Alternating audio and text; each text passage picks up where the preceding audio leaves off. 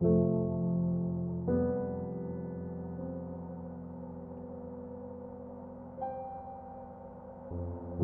this story really covers all of the concepts, all of the ideas in which we believe. And that's the reason we're going to give you the story in the detail which we are. When I met Bernie, we had a little discussion about what he was doing in Kansas City, and he said, I came down to hear the session. And I said, yeah, but it costs a lot of money to come this far.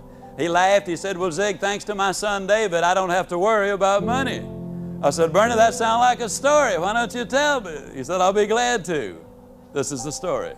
He says, Zig, when our son David was born, our joy literally knew no bounds. We already had our 2 daughters, now we had our son, and that was what we had hoped that we would have when we got married. But he said it wasn't long before we noticed that something was wrong with David. His little head hung too limply to the right side of his body for it to be a normal situation, and he drooled too much. And so we went to the doctor, and the family doctor said, no problem, he'll outgrow it.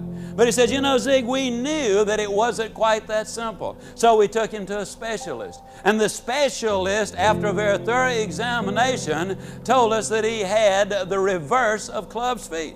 And he said, we treated him for that for several weeks. And then it dawned on us that this wasn't it. It was more serious than that.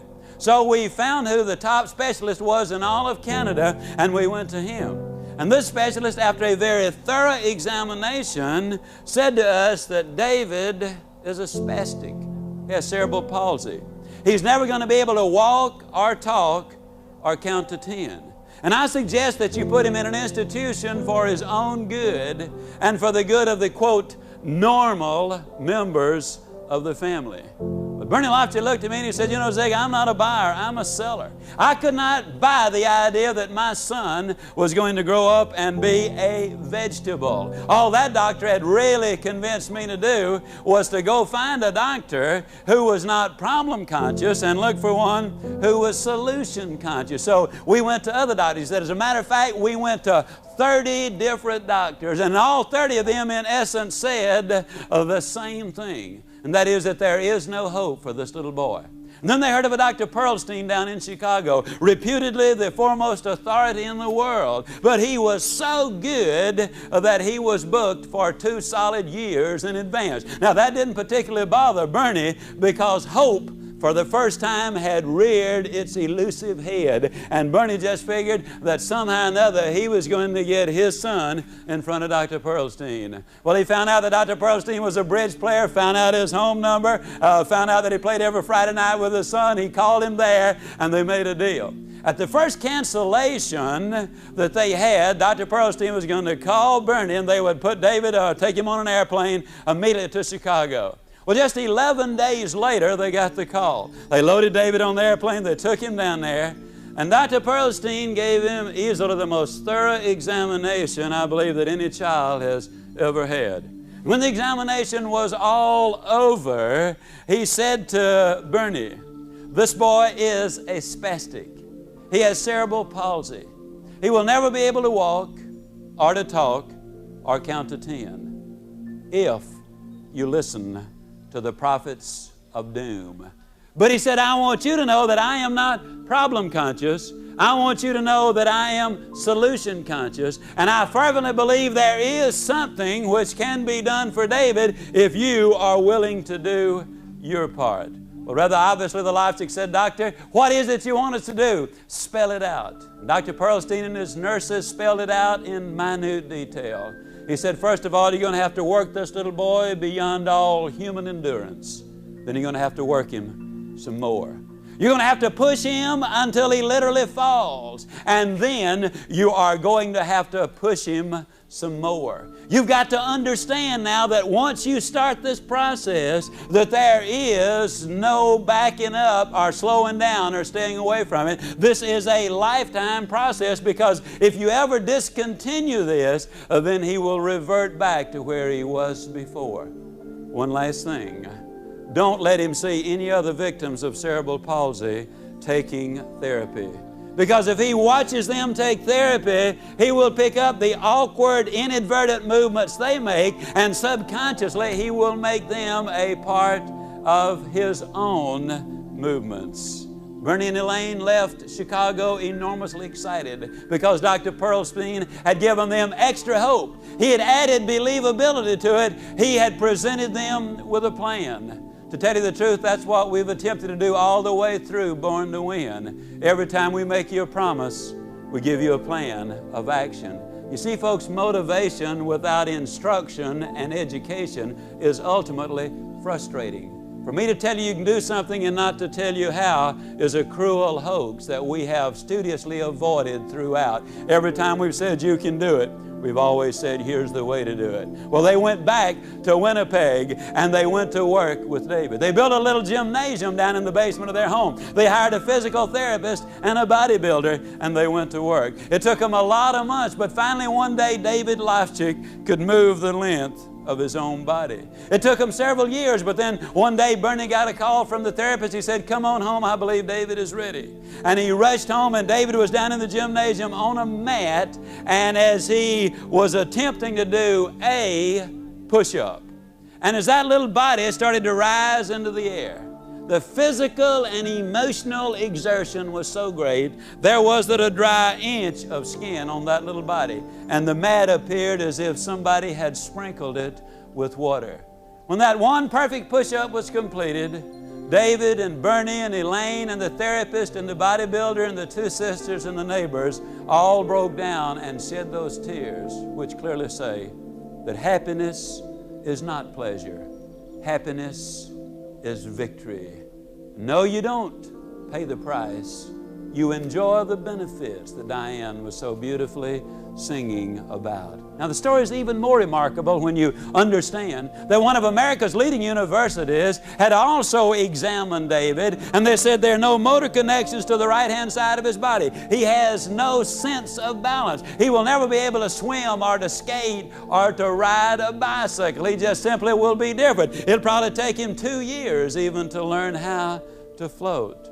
On October the 23rd, 1971, my wife and I flew to Winnipeg, Canada to attend the bar mitzvah of, quote, little David Lifchick. Oh, I wish the television cameras had been turned on then. I wish the movie cameras of the world had been there to have witnessed what we saw, especially since I'd been working with Bernie a couple of times each year between that first day back in 1965. And I'd watched David as he grew and as he made all of that progress. But this particular day, as this boy walked tall and straight and strong to the front of the synagogue, as he uttered those words that moved him into the manhood of the faith of his forefathers, knowing what I knew at that particular time, that he had already done as many as 1,100 push-ups in a single day, that he had run 6 miles nonstop, that he was shooting golf in the high 80s, that he was one of the best table tennis players in all of Winnipeg, Canada, that he was skating on the neighborhood hockey team, that he was running the wheels off his 4th bicycle.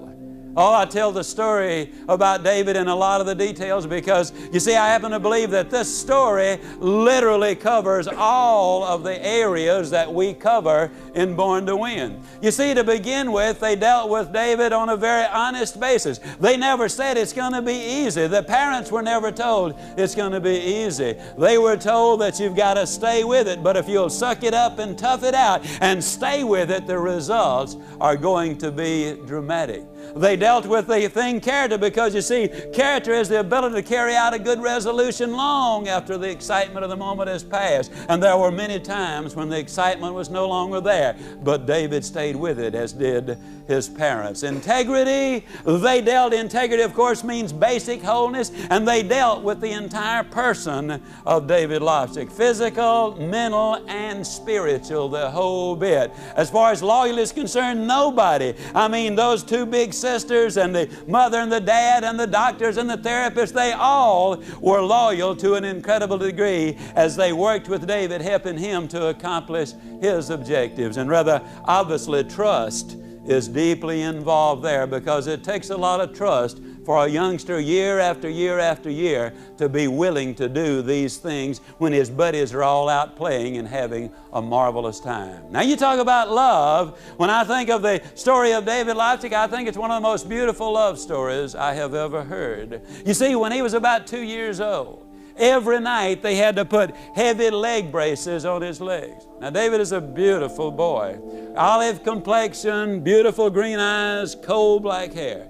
And every night as he would lay there getting ready to go to bed, he would ask his mom and ask his dad, Mom, do we have to put the braces on tonight? Or Dad, do we have to put them on so tight? And you parents obviously will relate to this. Here a child is whom you love deeply. And with tears in his eyes, he's asking, do you have to do it? But Bernie and Elaine Leipzig loved David so much that they said no to the tears of the moment so they could say yes to the laughter of a lifetime. When you love someone, you do what is best for that person. So I want to close this segment with a love story. Some of you probably have already gathered that I kind of like to play golf. As a matter of fact, there's nothing I enjoy any more than getting out on that golf course and teeing that little white sucker up there and rearing back. And I don't get to play very often, so when I do, I get after it. I rear back and I bust that dude as far as I can hit it. Boom! Then if I can find it, I hit it again. Well, our son came along 10 years after our youngest daughter. And by the time he came along, I was traveling a whole lot. And so I hated to come home and kiss the wife and son goodbye. The daughters were already out of the house, and go play golf. But I love to play golf. And so I came up with an absolutely brilliant idea. I bought my wife and my son a set of golf clubs. Everybody's excited about it except my wife and my son.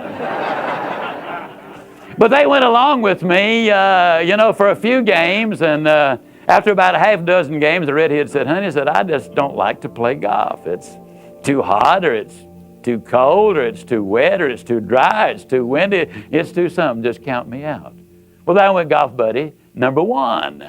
But she said, now, you and Tom need to keep playing because he likes to spend time with you, and you like to spend time with him, so y'all be about it. Well, by the end of the summer, my boy said, Dad, I don't hardly know how to tell you this.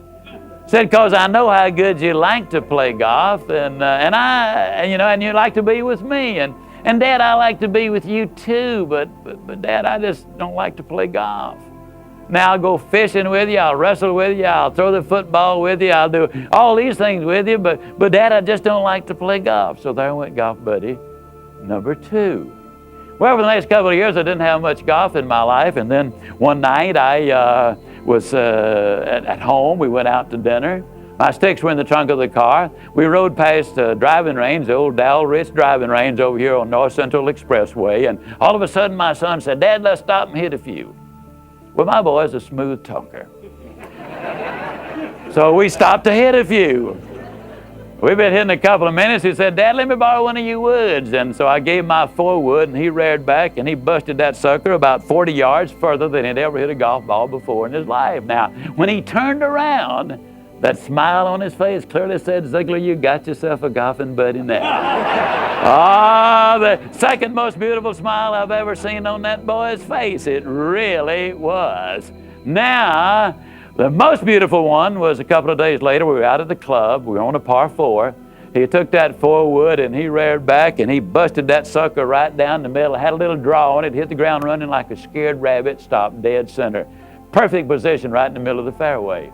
Get down there and he takes his 5-iron, and just like you see the pros do, he kept his head down, smooth stroked it. That sucker took off, landed as soft as a butterfly with sore feet on that green. He's about 40 feet from the pin. He's hunting his bird. Now, if you're not a golfer, that means if he sinks the putt, he is 1 under par on this hole. If you don't know what that means, it means he done good, okay? So I showed him how to line up, and I showed him how to stroke it, and just like that ball had eyes, it went straight to the bottom of that cup. When that ball hit the bottom of that cup, that boy jumped straight up in there about 6 feet. still beat me to the ground by 4 seconds. I'm telling you, you're talking about excitement. This was, as he would say today, a time of great rejoicing. I grabbed that boy and hugged him. We did a victory dance there for a couple of minutes, and all of a sudden it occurred to me that I had a problem. I was on the green in 2 also. I was only about 8 or 10 feet from the pin. I was hunting my bird. Now, I knew if I missed it, he'd figure I'd done it on purpose so he could win. That would have given him a cheap victory, which in the final analysis is quite a loss. So I determined that I was going to do the very best I possibly could, so that if I did miss it, then I could honestly say, son, you won it fair and square. Now, my best effort always includes a little providential help, which I believe is perfectly legitimate, even on the golf course. Maybe especially on the golf course. Well, anyhow, I lined it up, and just like the ball had eyes, it went straight to the bottom of that cup. I had my bird. Now, before I reached down to pick it up, I looked at my son and I said, now, son, tell me the truth. Were you pulling for Dad? Now, I think you know what it would have meant had I missed. He was 11 years old. He had never beaten me in a hole of golf. It would have meant an awful lot. And yet, calmly but firmly, without any hesitation, my boy looked at me and he said, Dad, I always pulled for you. Folks, that's love. That's pure love. That's what we need more of in Dallas, Texas, Seattle, Washington, Brooklyn, New York, Miami, Florida. It's what we need in every home, in every county, in every state in this union. It's what we need in every organization where when we're dealing, whether it's a salesperson selling, or whether it's a manager trying to guide and instruct the individual, whether it's a husband and wife relationship, whatever the relationship is, and we're trying to persuade them to do something, if we can honestly and legitimately pull for them to take the action that we're encouraging them to do, and we're encouraging them to take the action because it's in their best interest. At that instant, you become more professional, more proficient, more effective, more of a genuine, loving, caring human being. Because somebody else said it long ago and said it so well. People don't really care how much you know until they know how much you care about them. There is the difference. Treat your husband, your wife, your child, your employee this way.